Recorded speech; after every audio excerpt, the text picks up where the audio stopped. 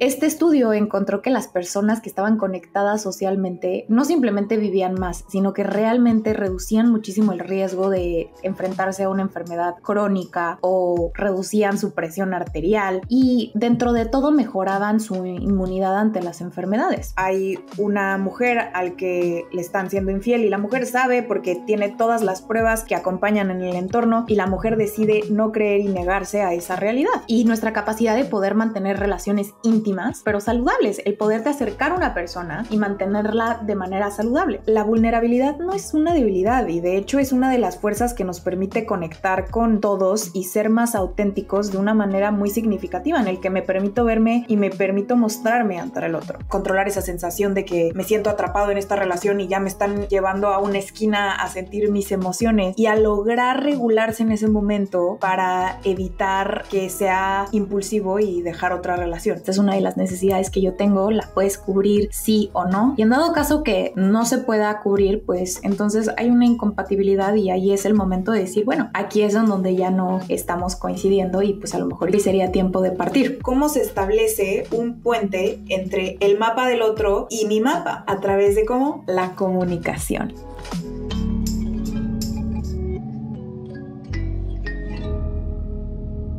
Hola, cosas preciosas. El día de hoy estoy saliendo un poquito de mi zona de confort porque va a ser el primer episodio que hacemos en video, pero todo sea por seguir mejorando. Mi respeto a todas las personas que crean contenido en internet porque tener una cámara enfrente de ti es muchísimo más intimidante de lo que yo consideraba. Espero que hayan tenido una excelente semana y para mí es un placer estar aquí con ustedes un día más. El día de hoy les preparé un episodio en el que vamos a hablar sobre que la calidad de tu vida depende de la calidad de las relaciones que tengas. Es un statement bastante fuerte, pero que en este episodio vamos a desmenuzar no simplemente la psicología, sino que también la biología de las interacciones sociales. Y durante el episodio voy a estar poniendo un poquito sobre mi perspectiva como Mari, cómo realmente construir relaciones que sean enriquecedoras, no solo para nosotros, sino también para todos aquellos con los que nos relacionamos. Desde el día que nacemos hasta el día que morimos, he dicho ya varias veces en este podcast que las regiones del cerebro del apego se mantienen bastante activos durante toda nuestra vida. Esto tiene que ver con que dependemos del apego hacia otras personas y hacia el entorno para sobrevivir.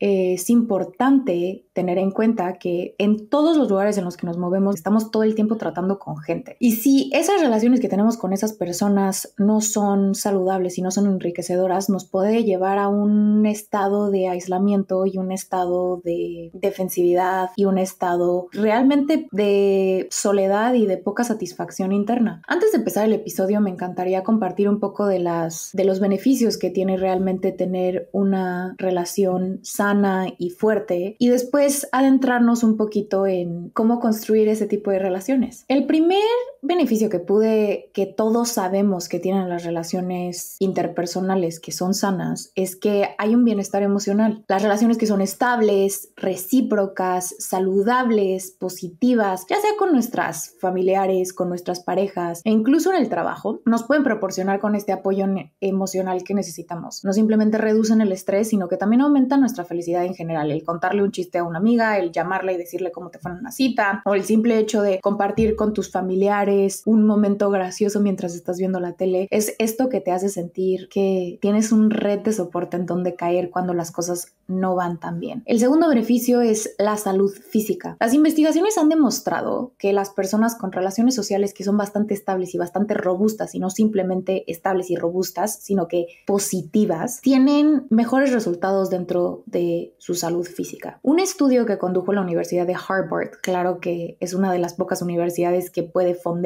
un estudio tan largo, utilizó a 724 participantes que no simplemente eran estudiantes de Harvard de psicología, como sabemos que tienen muchísimos estudios de psicología en común, que simplemente agarran a gente que estudia psicología, sino que también se enfocaron a encontrar personas de barrios socioeconómicos bajos. Este estudio encontró que las personas que estaban conectadas socialmente no simplemente vivían más, sino que realmente reducían muchísimo el riesgo de enfrentarse a una enfermedad crónica o reducían su presión arterial y dentro de todo mejoraban su inmunidad ante las enfermedades. Las relaciones estables y amorosas pueden realmente llevarnos a un lugar de salud física plena. La tercera cosa es, o el tercer beneficio beneficio que yo le veo a las relaciones es que soy porque somos. Las buenas relaciones nos ofrecen esta oportunidad de poder ver la vida de una manera diferente y poder adentrarnos desde la perspectiva de otra persona con el fin de expandir la manera en la que nosotros vemos la vida. No hay nada más enriquecedor que compartir una conversación con una persona que tiene un intelecto diferente a la tuya, porque te permite el acceso a más información y a lograr expandir un poco la manera en la que tú ves la vida. Las relaciones sirven como espejos y muchas veces reflejan, sí, nuestras fortalezas, pero más que nada también reflejan nuestras debilidades y nos apoyan muchísimo para comprender mejor cómo funcionamos, entendernos a nosotros mismos de una mejor manera para poder crecer dentro de un vínculo. Hay una frase que está en un libro que conseguí del Instituto Nacional de la Pareja que dice: cada conflicto nos lleva a una intimidad y a una unión más fuerte, porque puedes ver al otro, hay algo que incomoda y hay algo que ya no está embonando dentro de una relación de pareja, entonces existe un conflicto que después del conflicto las personas se ven más y por ende el resultado es que hay un bond o un vínculo muchísimo más sólido. El siguiente beneficio es que obtenemos un sentido de pertenencia, que tienes una manada y que esa manada te cuida, te protege y aparte te da propósito ante la vida. El tener un hijo te da esta sensación de, pues es que este chiquito o esta chiquita, esta cosa preciosísima que el universo y la existencia me trajo, depende de mí, depende de mi ejemplo. Y es lo que te da este sentido de propósito para que te deja saber que puedes cuidar de los demás y que tu existencia es importante para otras personas. Sin embargo, es súper importante señalar que no solo se trata de tener relaciones, solo por tener relaciones, sino la calidad de estas relaciones realmente va a dictar la calidad de tu bienestar. Y es lo mismo para las relaciones tóxicas y conflictivas. Así como hablamos de todos los beneficios que se pueden obtener cuando tienes una relación sana, pues los efectos de una relación conflictiva o tóxica son todo lo contrario. Se deteriora tu salud mental, tu salud física, toda la capacidad que tienes, se te achica el mundo, se te contrae. Entonces, el día de hoy vamos a hablar sobre cómo realmente construir un vínculo sano, pero para hacer eso tenemos que entender que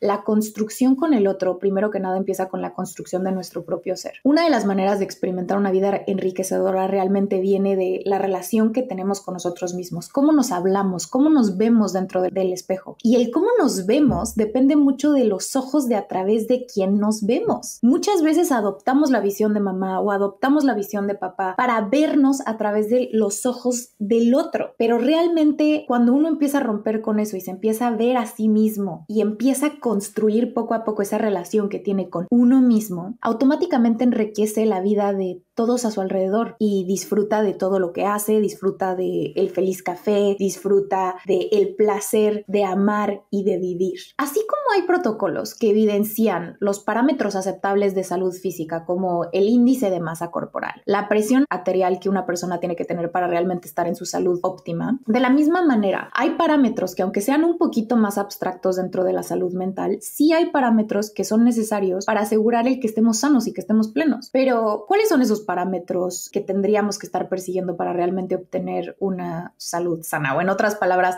¿cómo se ve un ser humano sano? El ser humano sano es aquel que se presenta ante la vida con una mentalidad de agencia y gratitud. Un sentido de agencia, este sentimiento de control sobre mis acciones y sobre las consecuencias que van a tener mis acciones. Las personas que tienen un alto nivel de agencia o las personas que toman absoluta responsabilidad sobre su bienestar son aquellas que, sin importar la etapa de vida en la que se encuentren o el nivel socioeconómico que tengan, experimentan la vida a través de un lugar de gratitud, la gratitud por poder estar aquí y por existir. Y aun cuando haya dificultades, una persona que tiene un nivel alto de agencia y gratitud tiene la capacidad de seguir interactuando con su entorno con muchísimo optimismo y con muchísima humildad. Pero ¿cómo se ve cuando estamos sanos dentro de nosotros? Ya hay muchísima research hecha en microbiología y en psiquiatría que nos puede dar un modelo de cómo se ve un ser humano en su plenitud. El entender cómo es la estructura de un ser sano realmente nos permite entender de una manera más concreta qué es lo que se tiene que hacer. Ver al ser humano como si estuviera compuesto de cajoncitos de que uno abre y uno va viendo estructuradamente el que engloba el ser un ser humano sano.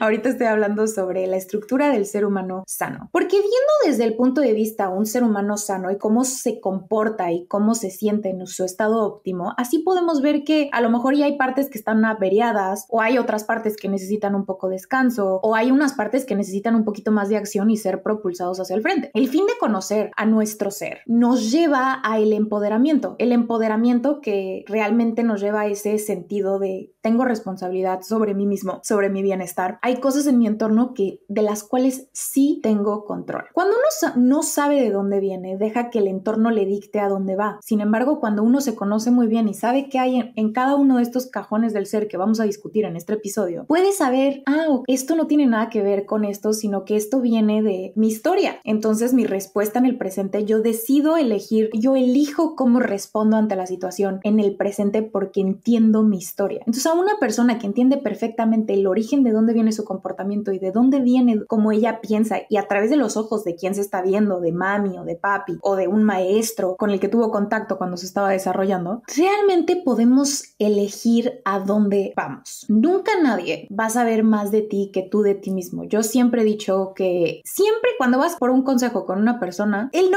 99% de las veces ya sabes qué es lo que tienes que hacer. Simplemente que necesitas que el entorno te rectifique lo que estás sintiendo adentro, o hay una parte de ti que se está negando a tomar acción y a tomar responsabilidad sobre realmente lo que tienes que hacer, o es muy difícil porque estás jalando muchos hilos detrás. Tomar acción, porque el tomar acción representa una consecuencia y normalmente esas consecuencias a veces son dolorosas y a veces son difíciles de asumir. Entonces, el entender la estructura de nuestro ser no únicamente nos va a regalar con el empoderamiento, sino que también nos regala con un sentido profundo de humildad. Y a lo que me refiero con este sentido profundo de humildad es que poco a poco entendemos que somos organismos con una psicología altamente complicada y que somos producto de todas nuestras experiencias pasadas y de cómo fuimos interpretando la realidad. Y así como nuestra psique y nuestra psicología es increíblemente complicada, el relacionarnos con otros también involucra el relacionarnos con su complejidad, y que con quién nos relacionamos y todo el entorno es parte de un ecosistema altamente complicado y caótico. Este sentido de humildad viene de entender que somos producto de un ecosistema complejo al que le llamamos planeta Tierra. Bajo ese entendimiento de saber que venimos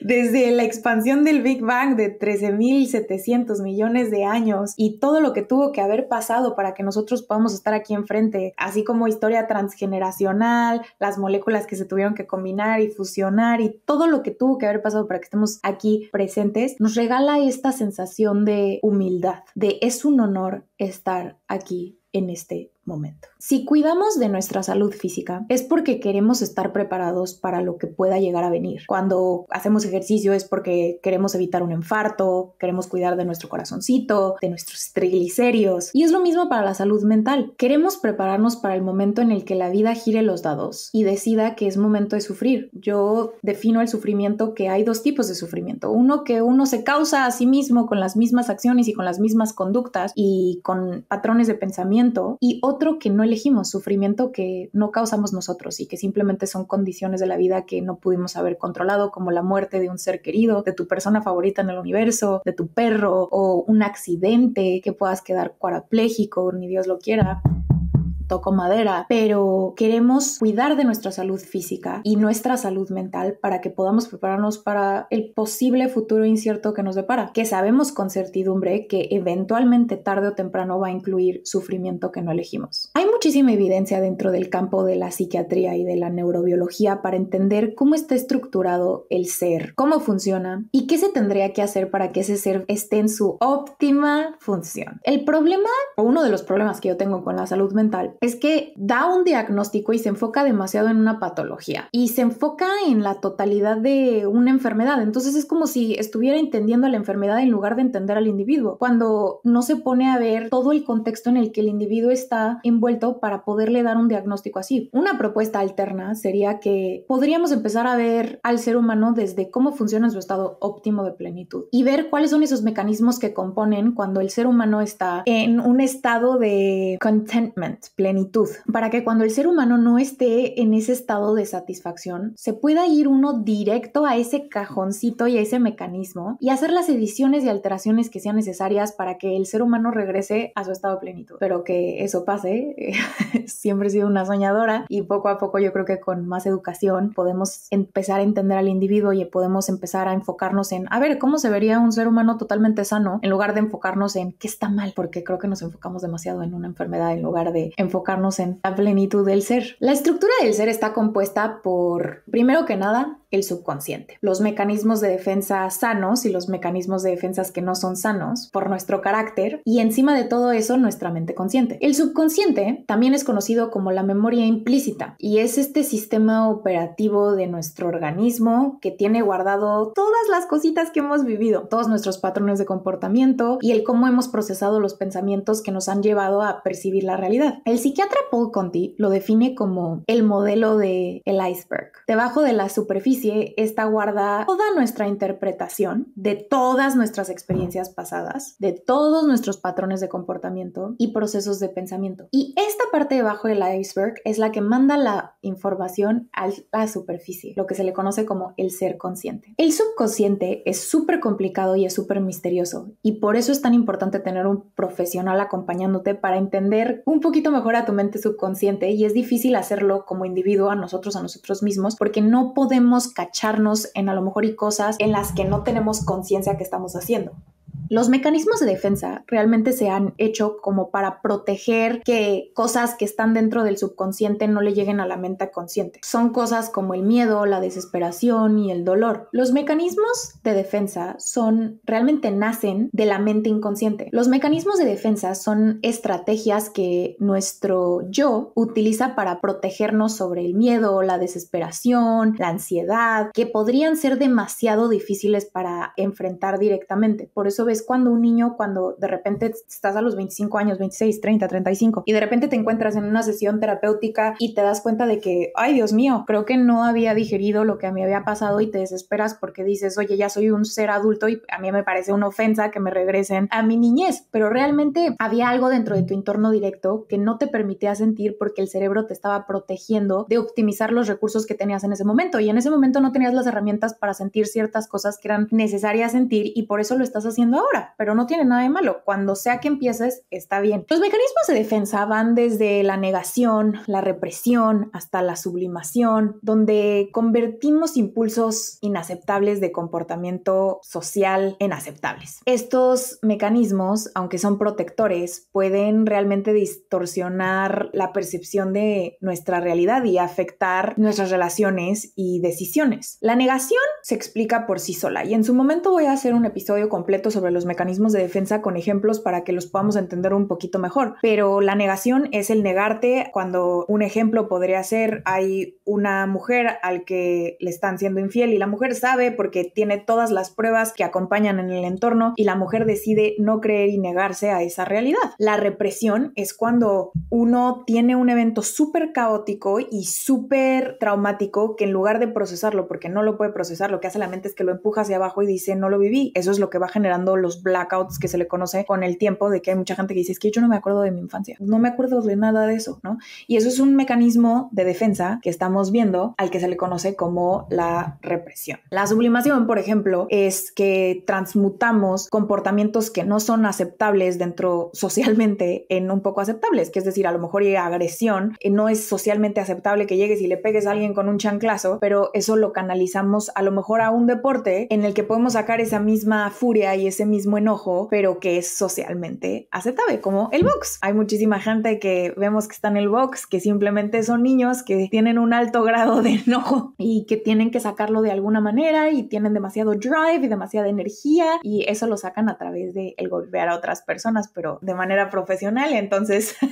se acepta socialmente porque la gente paga mucho por ver las peleas. La estructura de carácter, el siguiente componente y el siguiente mecanismo de lo que se compone como la estructura estructura del ser. Este es como si fuera el esqueleto psíquico que le da nuestra forma a la interacción con el mundo. Hagan de cuentas que esos es nuestros huesitos. Esta estructura de carácter se forja a través de nuestras experiencias, especialmente aquellas en nuestras experiencias formativas de los 1 a los 8 y de los 8 a los 16, es donde empezamos a ver cómo se va formando este carácter. Y el carácter incluye lo que son nuestras actitudes, nuestros valores, la manera en la que manejamos los impulsos cuando queremos hacer algo y el control que tenemos de impulsos, de cuando te enojas y sabes que no puedes aventar y no puedes gritar y no puedes hacer un desfiguro. Y también las maneras en las que interactuamos socialmente, cómo nos desarrollamos de que, hola, todos conocemos una persona que es súper carismática, así como también conocemos otras personas que son a lo mejor y súper volubles, que a veces te saludan y a veces no, y a veces se comportan de una manera rara. O también conocemos a las personas que siempre tienen un carácter defensivo y eso se va haciendo a través de que el individuo se fue adaptando a sus experiencias. La estructura del carácter es súper dinámica y esta va cambiando con el tiempo y con el tiempo se puede fortalecer y se va adaptando a través de la experiencia y de las reflexiones conscientes que vayas teniendo. Hace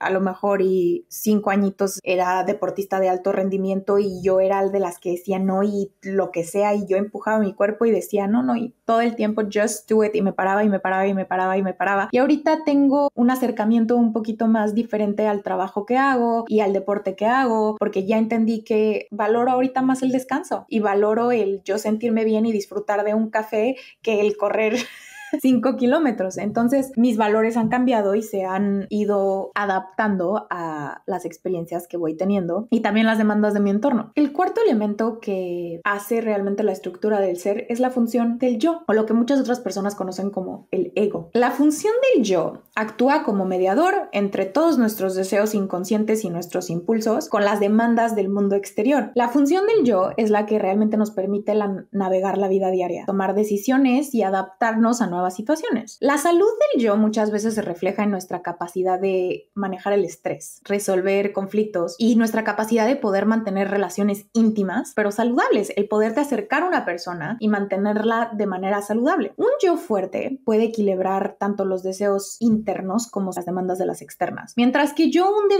debilitado puede llevar a muchísimas dificultades en regularse a sí mismo, en la gestión emocional, ¿no? Y son este tipo de personas que realmente deciden aislarse y no tener ningún contacto con el exterior porque pues el exterior no lo pueden controlar y hay muchas variables que no pueden controlar. Entonces, como saben que no pueden controlar todo, entonces mejor deciden aislarse. También son aquellas personas que se puede ver en modelos en varios trabajos en los que maltratan a los colaboradores y a los empleados por sentirse realmente inflados y que tienen el control sobre la gente y son estas personas que vemos a veces quitándole el crédito a los demás y haciendo sentir mal a los demás con tal de que ellos sientan un poquito sentido de control. Todos estos elementos generan una interacción que es bastante dinámica entre la mente consciente, los mecanismos de defensa, la estructura del carácter y la función del yo. Y es lo que finalmente todo junto hace un mix y moldea nuestra personalidad y nuestro comportamiento. Un ejemplo de eso sería que, por ejemplo, una experiencia traumática que está en nuestra mente subconsciente puede activar mecanismos de defensa que alteran nuestra estructura de carácter, ¿no? Entonces, haz de cuenta que nuestra estructura de carácter y cómo nuestro ser responde a situaciones similares en el futuro. El ser consciente de todas estas dinámicas internas que nos están pasando es lo que nos da la oportunidad de ser como personas, curarnos y vivir una vida más armónica. Utilicemos un caso clínico como ejemplo para entender cómo son las interacciones entre estos componentes del ser. María tiene 30 años y llega a terapia tras experimentar altos niveles de ansiedad y muchísimas dificultades en sus relaciones interpersonales. Ella se siente atrapada en patrones de comportamiento que sabotean sus relaciones, pero es incapaz de sentir o cambiar porque no siente que pueda hacerlo. En la infancia, María experimentó el divorcio conflictivo, muy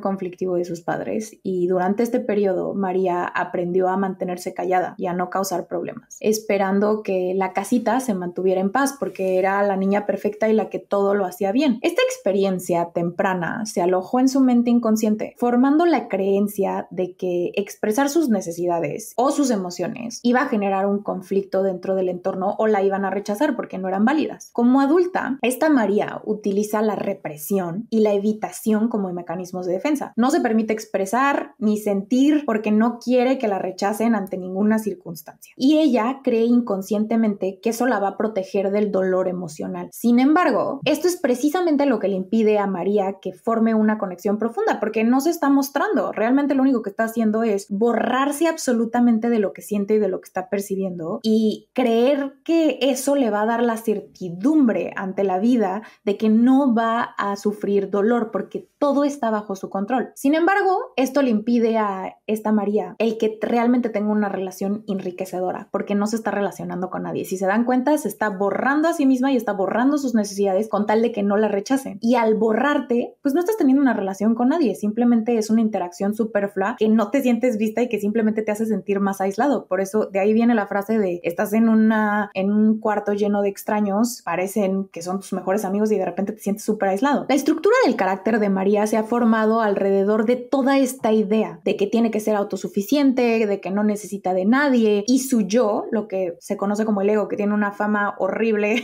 dentro del mundo de la espiritualidad, pero no entiendo quién fue el que le dio esa fama de hay que destruir al ego, pero el ego nos ayuda muchísimo porque es lo que forma nuestro carácter y es este mediador, como ya mencioné antes, de los impulsos internos y las demandas del externo. Entonces, un sentido del yo sano es necesario y un ego integrado, consciente de todas sus partes, es lo que realmente nos permite funcionar en el mundo. Pero con María, su yo y su ego se refuerza de mantener esta imagen de que no necesita nada de nadie, hiper independiente del entorno, y la lleva a alejarse de las personas antes de que se le pongan demasiado cerca. Yo creo que Taylor Swift, estaba escuchando una canción de ella hace poquito y dice, el que gana siempre es el que se va antes de que se vayan. Y siento que es lo más tóxico que le pueden inculcar a las niñitas de 13, 14, 15 años que están escuchando su música. Todos somos fans, soy una Swiftie, pero realmente su música es altamente dramática y un poco tóxica. Pero bueno, hemos visto evolucionar a Taylor Swift a través de la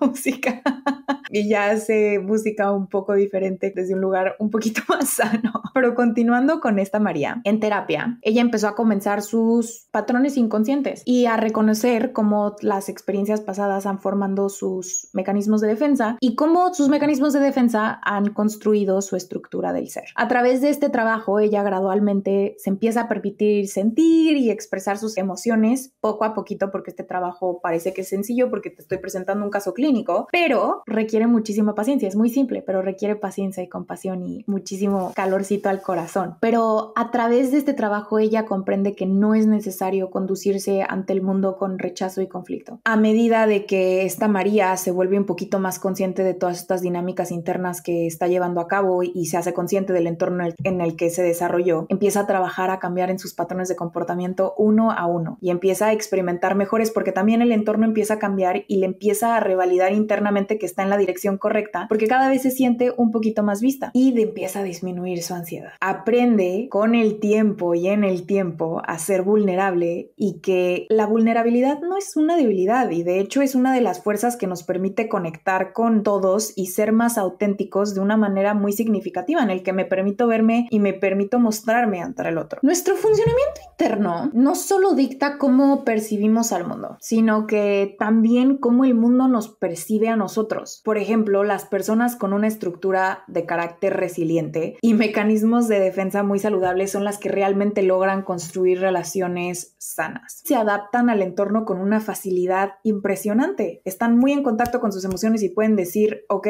no me gustó eso. Una interacción que a lo mejor y te puedes llevar en el pecho y decir, y es que le dije y le hubiera dicho y no lo hacen porque tienen límites muy claros y conocen muy bien su estructura del ser y saben qué les gusta y saben qué no les gusta y saben qué se siente bien y qué no se siente bien y logran interactuar con el entorno de una manera súper armónica de, no, eso no me gusta, ¿no? Y poco a poco se van a dar cuenta que la gente que no acepte esos límites simplemente es gente que no tiene por qué estar ahí porque nunca vas a poder construir una relación sana con alguien que no te acepta y que no te puede ver y que no puede seguir las reglas de interacción que tú le demandas. En contraste, esas personas que tienen mecanismos de defensa que son muy, muy rígidos y poco sanos, que se adaptaron de manera tóxica a la estructura del ser, pueden encontrarse en muchísimos desafíos. Y la interacción social es algo que normalmente no está dentro de su diccionario y no tienen cómo gestionar los conflictos y se ve que manejan muy, muy, muy mal el estrés, que en lugar de ir al conflicto y resolverlo, lo que hacen es que lo evaden y dicen, yo prefiero no llevarme con nadie. Una vez que entendemos este mapa que representa todo lo que somos, la estructura del ser, y entendemos que el otro también tiene su mapita de toda su estructura y sus mecanismos de defensa y su carácter, pasamos a la segunda parte, que es la compatibilidad y los impulsos dentro de las relaciones. Una vez que entendemos realmente todo este mapa, que es lo que les acabo de decir de la estructura del ser, de los mecanismos de defensa, del carácter, de la personalidad que se va formando, de nuestra mente consciente y nuestra mente inconsciente, todas las personas con las que nos estamos relacionando también tienen su propio mapa interior. Y es un viajezote súper complicado entender el mapa de todas las personas, que me lleva a la siguiente sección, que es la compatibilidad. ¿Qué es lo que realmente hace que una relación funcione? El que una relación funcione no solo depende de que tengamos hobbies en común o que tengamos intereses superficiales compartidos, sino que se trata de la compatibilidad, de impulsos. El día de hoy vamos a desglosar lo que significan, el cómo entender y cómo respetar estos impulsos que conducen nuestras relaciones con el fin de que podamos construir relaciones un poquito más sanas. Los impulsos son fuerzas súper poderosas que operan desde el fondo de nuestro ser, están dentro de la mente inconsciente. En la descripción de este episodio se me olvidó decirte cuando estaba desglosando la mente inconsciente, pero te voy a dejar un esquema que produce el doctor Paul Conti, que es uno de mis psiquiatras favoritos, que es experto en este tema, y aparte se especializa en trauma, y a mí me fascina su visión de las relaciones porque es muy integral. Él entiende que somos seres humanos, que somos biopsicosociales, lo explica a las relaciones humanas desde ese punto de vista. Entonces te voy a dejar en la descripción de este video el esquema del iceberg. Pero los impulsos son estas fuerzas que residen dentro de nuestra mente inconsciente. Impulsan nuestras acciones, nuestras decisiones, y eso va a definir nuestra calidad de vida. Somos producto de todas nuestras acciones pasadas y de todas nuestras decisiones que hemos tomado hasta este punto en nuestra vida, y ese es el resultado que nos da nuestra calidad de vida. Si nos podemos poner un poquito más cerca de estos impulsos, existen 3 impulsos: el generativo, el agresivo y el de placer. Equilibrar todos estos impulsos es lo que nos va a asegurar nuestro bienestar. Empezamos con los impulsos generativos. Los impulsos generativos son aquellos que nos impulsan a crear, a construir, el aportar algo al mundo. Es esta sensación de que quiero dar algo y quiero que sea para un bien. Son la fuente de nuestra creatividad, de nuestra pasión por el aprendizaje, de nuestra motivación para contribuir en causas que pueden ser significativas, ya sea en el trabajo, en nuestras relaciones o en todos los proyectos personales que tenemos. Como yo, hay un impulso muy generativo detrás de yo sentarme todos los lunes cuando no tengo universidad a hacer un nuevo episodio para ustedes, porque realmente tengo una intención pura dentro de mi corazón de querer hacer bien. Ese sería un ejemplo del impulso generativo, ¿no? Que le llaman el generative drive. Este impulso es el que nos empuja a crecer, a evolucionar y al buscar nuestra autorrealización. Y este es el que realmente nos empuja todos los días. Este impulso es el hilo que se está jalando cada vez que dices, me voy a leer ese libro porque tengo que entender más, voy a ser mejor mamá porque el futuro de mi hija depende de mí. Es basado en este impulso tan precioso que es conocido como el impulso generativo. El segundo impulso que rige dentro de este hilo que jala dentro del subconsciente es el impulso agresivo. Este a menudo es súper malinterpretado porque pensamos que está mal ser agresivos y está mal expresar el enojo, pero yo creo que si es canalizado de la manera correcta, hay muchísimo espacio para la agresión, porque el enojo y la agresión o este impulso agresivo tiene una función vital para nuestra supervivencia y es la que jala realmente nuestra ambición por seguir adelante. No se trata solo de expresar agresión en el sentido de la violencia, pero es lo que nos da esta fuerza para defender a la estructura del ser que está alrededor, que ya construimos a través del conocimiento, del autoconocimiento de nuestra historia y de nuestros orígenes, y es lo que nos ayuda realmente a proteger esta estructura. Es la muralla china que nos ayuda a protegernos.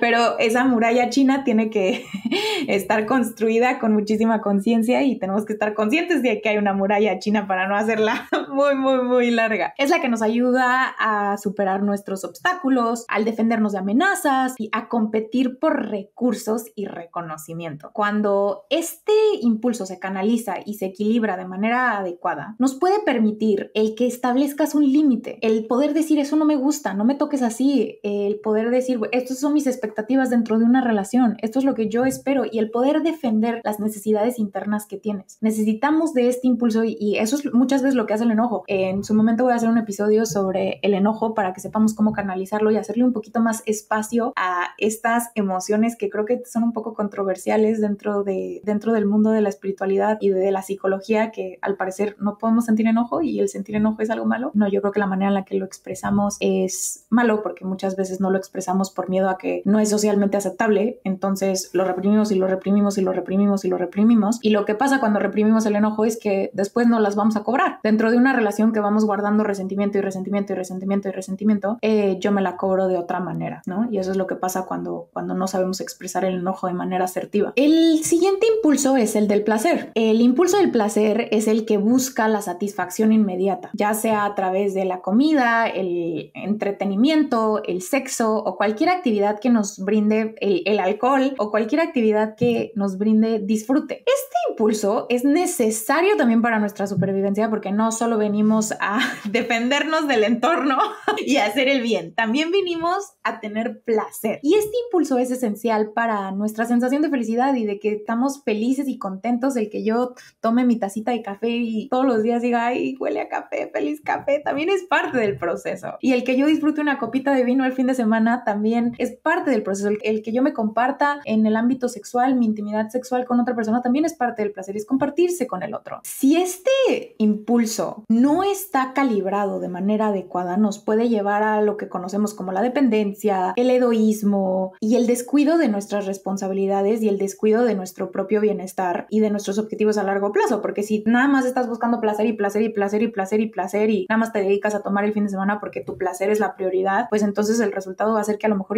no vas a avanzar en muchísimas otras áreas de tu vida. La clave para realmente lograr manejar estos impulsos es el equilibrio. Estos impulsos nos pueden desviar del curso. Si no están equilibrados, pueden manifestarse, como ya dije, en adicciones, en negligencia de nuestras necesidades emocionales o falta de propósito y dirección, porque nada más estamos buscando placer o estamos demasiado agresivos con el entorno. Por ejemplo, un exceso de impulsos agresivos sin el contrapeso, impulsos generativos, puede llevar a relaciones súper conflictivas porque solo estás buscando el defenderte a ti. Entonces, al defenderte a ti porque sientes que hay una amenaza en el entorno, dejas de ver al otro. De la misma manera, una dosis muy alta de impulsos de placer puede impedir, como ya te mencioné antes, el que crezcas tanto profesionalmente como personalmente. Equilibrar estos impulsos requiere muchísimo autoconocimiento. Todo recae en el autoconocimiento. La habilidad de autorregularte y la habilidad de poder ver al otro y poder ser empático y poderte poner en los zapatos del otro. El autoconocimiento aquí es crucial porque es lo que te ayuda a identificar cuándo está dominando un impulso sobre el otro de manera desproporcional en tu vida y te empieza a decirte, ese es el que te dice, oye, hay demasiado placer, nos tenemos que buscar en el generativo, nos tenemos que buscar en el hacer bien hacia nosotros mismos y tenemos que cuidar de nosotros. El fin de semana tomé muchísimo alcohol, entonces toda la semana y el próximo fin de semana no voy a salir porque tengo que enfocarme en mi carrera, tengo que enfocarme en mis amistades. En conclusión, los impulsos, ya sea el generativo, el agresivo y el de placer, son componentes esenciales para nuestra psique. Y cuando estos se equilibran de manera adecuada, contribuyen a nuestra plenitud de la vida y nos satisfacen en todos los sentidos. Cada impulso tiene su razón de ser y tiene su lugar y tiene su propósito, pero el desafío es realmente gestionarlos de cierta manera en la que nos complementen y conducirlos hacia el crecimiento, hacia la felicidad y hacia el bienestar. Espero haberme dado a entender a lo que me refería con los impulsos, pero para los que no les ha quedado muy claro, voy a dar un ejemplo de cómo interactúan dentro de nuestras relaciones. Robertito es un hombre de 35 años y él acude a terapia porque le cuesta muchísimo trabajo mantener sus relaciones estables. Es este tipo de persona que prefiere cambiar de pareja a cambiarse a sí mismo. Roberto se describe a sí mismo como alguien que busca intensamente la emoción y el placer dentro de las relaciones, pero realmente termina siempre sintiéndose vacío y se frustra, entonces mejor cambia de pareja. Desde muy joven, Roberto ha percibido perseguido las relaciones basándose en la gratificación inmediata, buscando siempre su placer inmediato y constantemente persiguiendo estas nuevas experiencias que satisfacen este deseo súper profundo de emociones intensas. Sin embargo, estas relaciones tienden a ser muy superficiales, son de corta duración y lo dejan sintiéndose insatisfecho y a menudo aislado y solo. Roberto conoce perfectamente que sus impulsos de placer le han llevado a tomar decisiones muy impulsivas dentro de sus relaciones, evitando el compromiso profundo a toda costa por el miedo a perder su libertad y el perder la emoción intensa del momento. Admite que detrás de esta búsqueda de placer hay un miedo que tiene ante la intimidad y a enfrentarse a sus propias emociones profundas. A través de la terapia, Roberto comienza a entender cómo la búsqueda desmedida a el placer y su tendencia a evitar el dolor y el desconfort que naturalmente viene con las relaciones sanas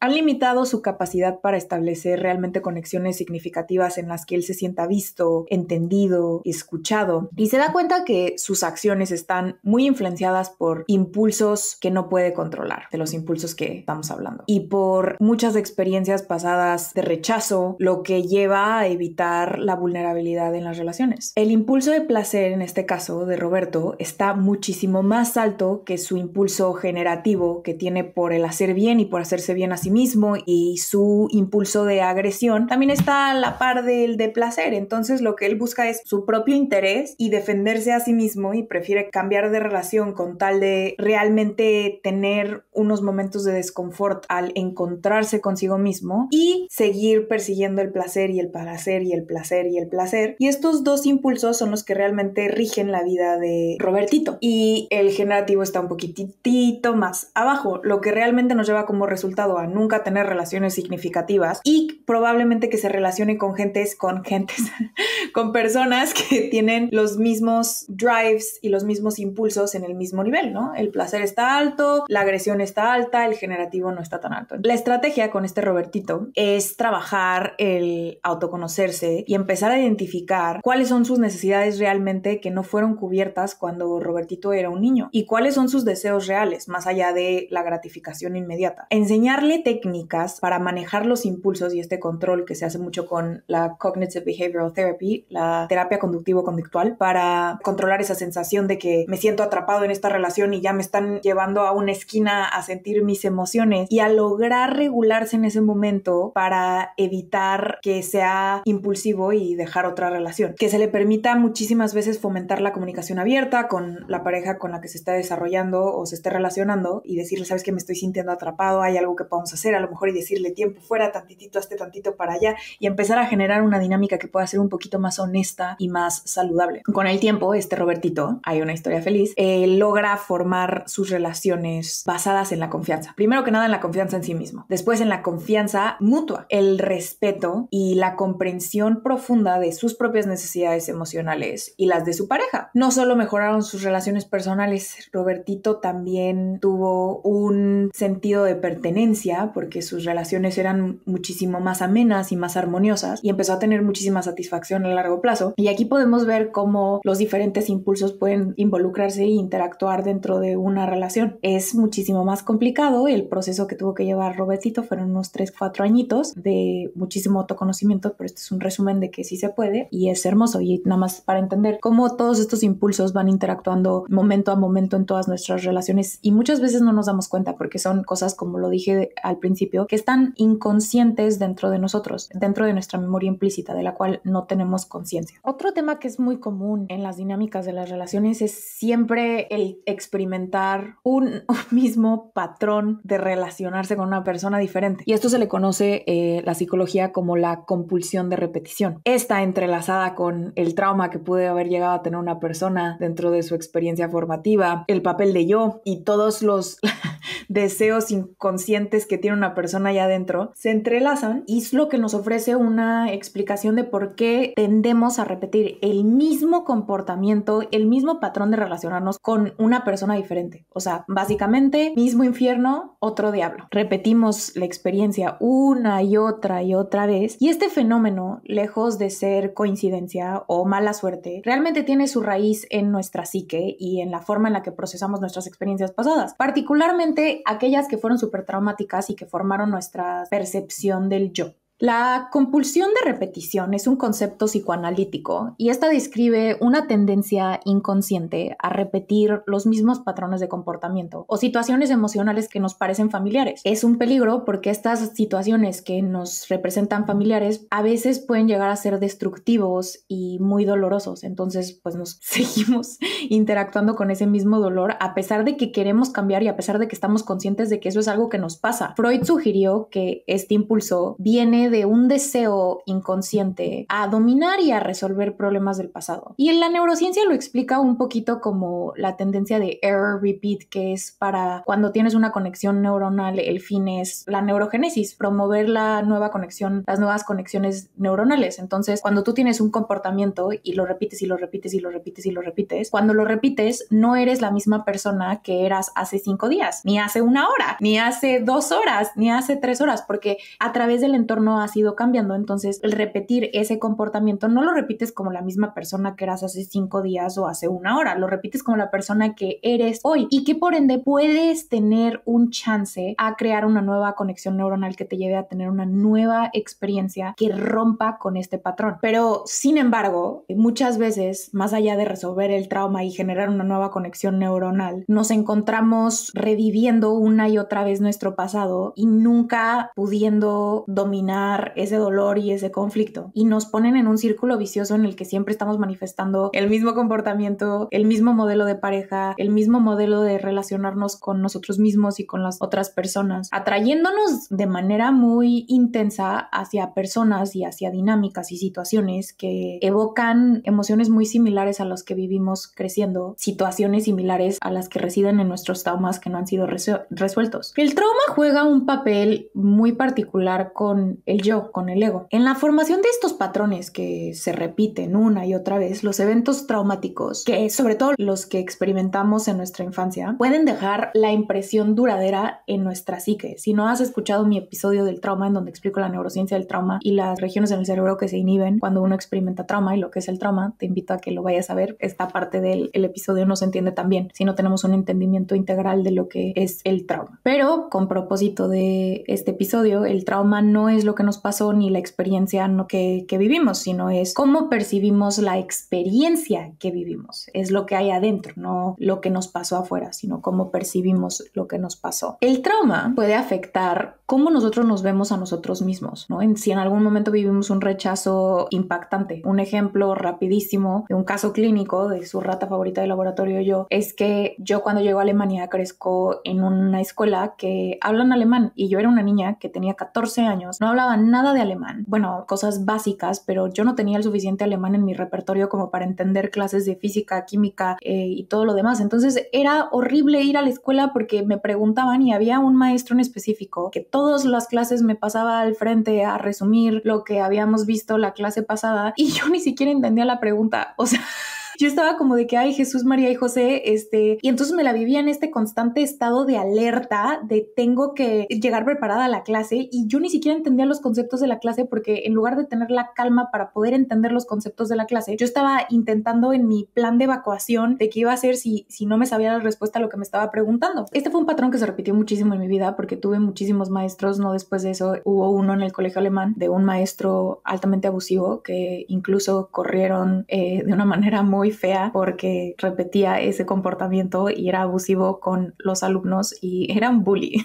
Pero ese patrón se repitió muchísimas veces en mi vida y yo internalicé el que era tonta, porque aparte me decían que era güera. Güera en Alemania lo dicen como de una manera despectiva de, ay, déjala porque es güera, ¿no? Y entonces decían, es güera. Entonces yo internalicé muchísimo que era tonta y por mucho miedo le tuve fobia a la universidad y le tuve fobia a estudiar. Entonces yo decía, no, mejor voy a conseguir un trabajo y me voy a dedicar a ser atleta profesional. Pero ese deseo no venía porque realmente yo quisiera ser atleta profesional, sino venía mucho de que me daba miedo no tener capacidad de poder con la universidad y heme aquí, en unos meses voy a ser su neurocientífica de confianza y eso me da muchísimo gusto. Pero realmente el trauma se imprime en nuestra psique y internalizamos estas ideas y estas creencias que nos llevan a repetir esa experiencia una y otra vez y es que es impresionante cómo no me pasó una vez, hasta hace poquito tuve la misma experiencia con una maestra que me quiso hacer sentir como la niña que fui alguna vez indefensa y que no podía hacer nada para defenderse porque no entendía el idioma, pero mis pistolas eran otras. Ya la estaba viviendo como la mujer que soy hoy y me senté con ella uno a uno de que, oye, esta es una conversación entre adultos, esto no me pareció bien, no me parece la calificación, aquí están mis argumentos, yo quiero una nueva calificación, es mi palabra contra la tuya, y me pude defender y pude reivindicar y pude integrar esas partes,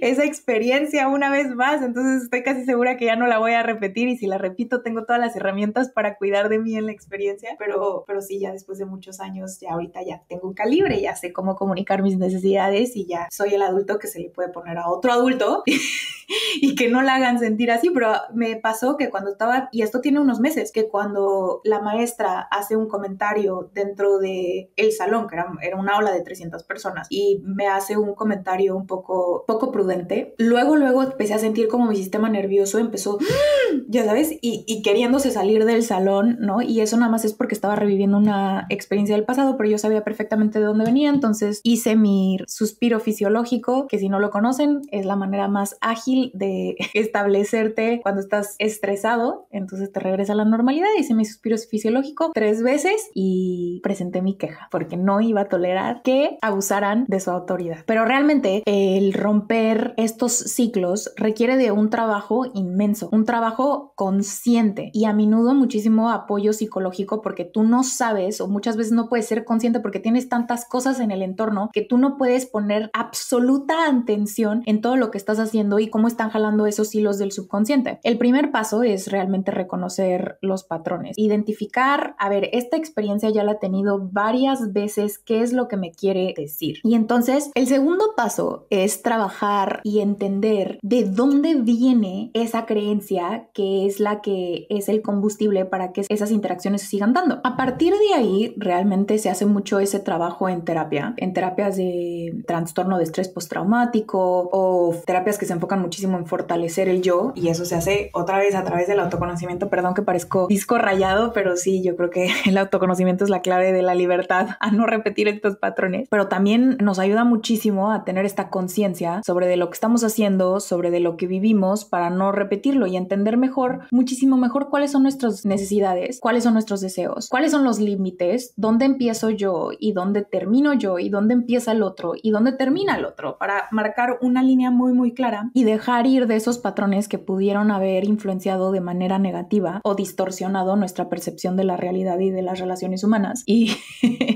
de nuestra experiencia aquí. El aprender a establecer límites saludables y buscar relaciones que respeten esos límites también es crucial para romper el ciclo. La transformación más plena y más poderosa realmente se da cambiando la narrativa que tenemos sobre nuestro pasado, reconstruir el papel del yo y reconstruir todas las narrativas que lo forman. Pasamos de ser víctimas de nuestro pasado a escritores de nuestro futuro, y esto realmente no significa negar el trauma o que nunca pasó lo que vivimos, sino que se integra, se abraza, la herida se agarra, se trae más cerquita y la herida se abraza para que no defina la capacidad que tenemos para formar relaciones saludables y satisfactorias, y reconocer que aunque realmente no podemos cambiar el pasado, tenemos el poder, la responsabilidad y la agencia para influir en nuestro presente y nuestro futuro, y que dependemos de nosotros mismos y de la relación que tengamos con nosotros mismos para poder avanzar. El último ingrediente que nos hace falta para la construcción con el otro de una relación sana son los límites. El límite nunca se le pone al otro. El límite es a uno mismo y a nuestro comportamiento. Los límites se establecen a través de entenderte, entender tu historia y entender tu origen y entender las necesidades que tienes y que sean punto de referencia para interactuar contigo en el entorno. Se llaman rules of engagement, las reglas que tienes para interactuar contigo. Y son la manera, los límites son esta fortaleza que construimos alrededor de nosotros para proteger el lindo ser y optimizar los recursos que tenemos en el día al día, porque no podemos estar, bueno, ya como adultos. El último ingrediente que nos hace falta para poder empezar la construcción de una relación con otra persona son los límites. Entender que el límite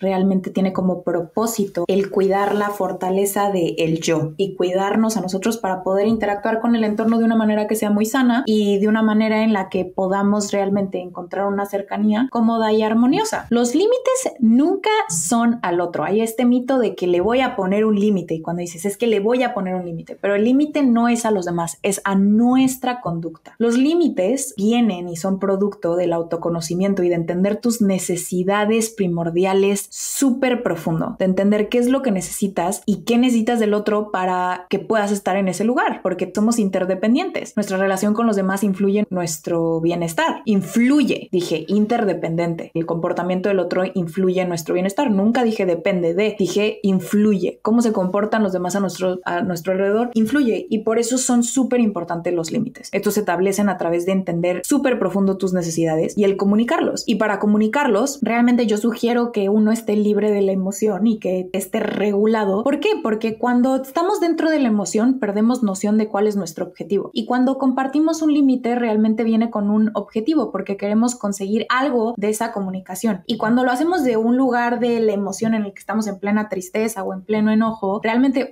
podemos comunicarlo de una manera muy mala, en el que le hacemos daño a la otra persona o decimos cosas que no quisimos decir, o realmente no podemos darnos a entender con qué es lo que queremos obtener de eso. Entonces, para comunicar un límite, yo siempre sugiero estar lejos de la emoción, o sea, el haberla procesado, haberte tomado un tiempo fuera para poder haber realmente llegado a una conclusión de qué es lo que quieres de esa conversación y qué es lo que estás esperando obtener de ese límite, y después compartirlo desde ese lugar de, bueno, esta es una de las necesidades que yo tengo, la puedes cubrir sí o no, y en dado caso que no se pueda cubrir, pues entonces hay una incompatibilidad, y ahí es el momento de decir, bueno, aquí es en donde ya no estamos coincidiendo y pues a lo mejor sería tiempo de partir. Ahora vamos a pasar ya con todos estos ingredientes que tenemos a la construcción del vínculo con el otro. Entonces ya tenemos nuestro mapa, ya sabemos de los impulsos, el placer, el agresivo, el generativo, ya sabemos de los límites, ya sabemos de cómo el trauma puede jugar un papel dentro de nuestras interacciones con los otros, y ahora tenemos que entender que el otro con el que nos vamos a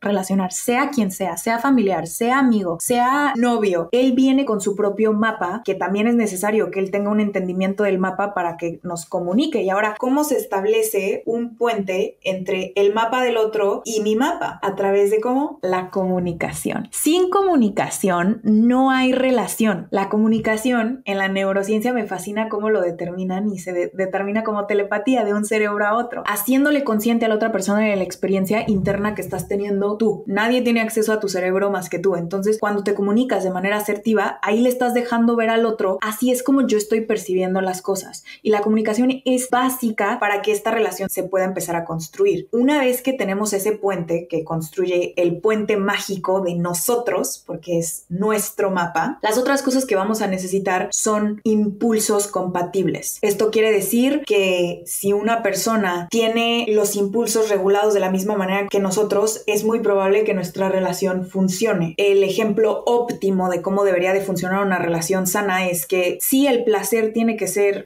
una de las partes importantes de la relación, seguido de la agresión para poder establecer y comunicar esos límites, y el tercero tiene que ser el más importante y tiene que estar por arriba, un 10% arriba de los otros impulsos, y es el impulso generativo. Es el querer el bien del otro lo que va a proporcionar realmente y nos va a garantizar el que podamos tener una interacción sana. Porque si yo quiero el bien del otro, a pesar de que no seamos tan compatibles en muchas otras cosas o en muchas cosas, en muchos intereses, el que yo quiera el bien del otro automáticamente lo que va a hacer es que, como mi prioridad es su bienestar, voy a dejarlo libre de que haga lo que quiera. No de que haga lo que quiera, pero de que se nutra a sí mismo, aun cuando a lo mejor y a mí no me está pareciendo lo que está haciendo. A lo mejor a mí no me gusta que toque la guitarra, a lo mejor no me gusta, no tolero la guitarra o el jiu-jitsu. Es que me da mucho cringe la gente que hace jiu-jitsu. Un ejemplo sería el jiu-jitsu. Para mí me da mucha risa las personas que se ponen a hacer jiu-jitsu. Pero pues como mi interés es el bienestar de la otra persona, si yo tengo una amiga que yo veo que le apasiona el jiu-jitsu y digo, es la cosa más hermosa que ha visto en su vida, pues yo digo, ay, pues no me importa que no sea un interés que tengamos en común. Lo que realmente me importa es que esa persona nutra su bienestar. Entonces necesitamos la comunicación, necesitamos tener drives compatibles, y para poder tener drives compatibles creo que nos llevan a una subdivisión de valores, intereses y deseos, y tener muy conscientes cuáles son nuestros valores, qué es lo que valoramos, qué es lo que queremos de la vida. Si valoramos la religión, a lo mejor y una persona valora la religión pero la otra no, y poder establecer qué tan importantes son esos valores en una escala de el 5 al 1 en importancia, ¿no? Y ponerlos en una jerarquía para al momento de interactuar con otros asegurarnos de que esos valores sean compatibles con los del otro. Si el uno valora valora el bienestar del otro y el otro valora más su placer, pues ahí tenemos una dinámica que se va a volver muy tóxica a largo plazo. Pero si realmente, y ahorita explicando específicamente en la relación de pareja, se dice mucho que para poder tener una relación de pareja sana se necesitan intereses, valores y deseos compatibles. Entonces tienes los drives compatibles, los valores compatibles, tienes la comunicación establecida, y aunque puede que muchos intereses no los compartas con otras relaciones que no sean la de pareja, pues puedes seguir teniendo relaciones bastante sanas. Y teniendo estos tres componentes, el entendimiento de cómo mi historia va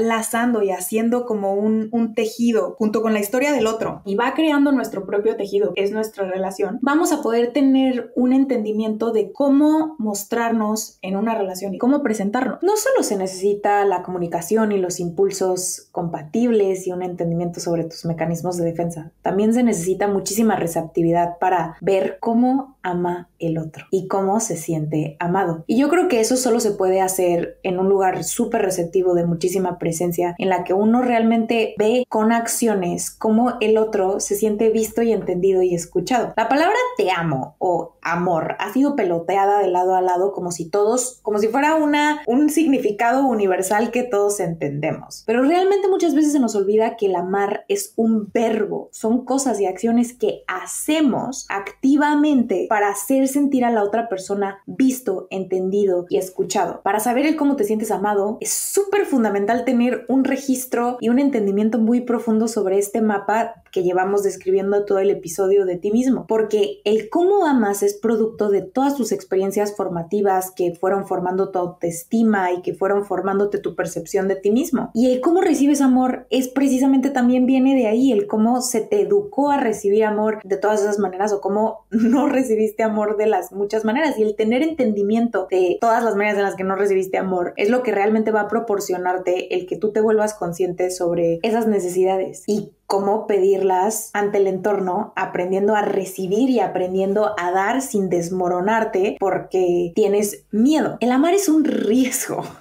y muchas veces se nos olvida que lo queremos atrapar como si fuera lo más cierto que vamos a tener dentro de todas nuestras vidas. Pero el ser humano es una de las cosas más inciertas que conozco y más cambiantes que conozco. La única manera de realmente poder tener una base sólida con una persona, eso es algo que se me quedó muy grabada, que me dijo una maestra un día, que me dijo: yo te doy lo que tú te ganes a través del cariño y este tejido que estamos tejiendo. Aunque las relaciones no son meramente transaccionales, tienen un componente de transacción, de yo doy y yo recibo. No estoy diciendo que en su totalidad las relaciones sean transaccionales, no, pero que sí hay una transacción de dar y recibir, que no siempre se mantiene 50-50 por la alta complejidad que conlleva el construir una relación, pero que sí hay cierta esencia de igualdad y de equidad y de reciprocidad, de que te quiero tanto en mi vida como tú me quieres en la tuya. Y ese sentido de reciprocidad hace que tú naturalmente te sientas atraído y tengas esta motivación por hacer cosas que nutren ese vínculo. Entonces, mientras más nutres un vínculo, más creces y naturalmente va floreciendo poco a poco. Si en un vínculo uno se comunica con violencia, o también el no comunicarse, también yo lo veo como una violencia, porque el no decir cuáles son tus intereses, cuáles son tus deseos y no presentarte honestamente en una relación, yo lo veo como violento, porque no le estás dejando al otro ver quién eres, o te estás poniendo una máscara que es como si le estuvieras mintiendo al otro y te estás borrando. Entonces yo lo que veo es una relación unilateral. Pero a lo que quiero llegar es que en el momento en el que empezamos a dejar de nutrirnos, dejar de ver nuestros intereses, el borrarnos dentro de relaciones, dejamos de construir y empezamos a tomar desde la carencia con el otro. Entonces vamos a empezar a formar relaciones a partir de la carencia, porque cuando a mí me hace falta, estoy con el otro porque necesito de él y no porque quiera yo enriquecerle su vida, compartirme con él porque me enriquece el compartirme con él o con ella o con esa persona o con ese familiar. Voy a ir desde dame, dame, dame, dame, y como nos relacionamos de la carencia, lo que nos van a dar es para lo que nos alcance. Entonces, si son las miserias, pues entonces nos van a tocar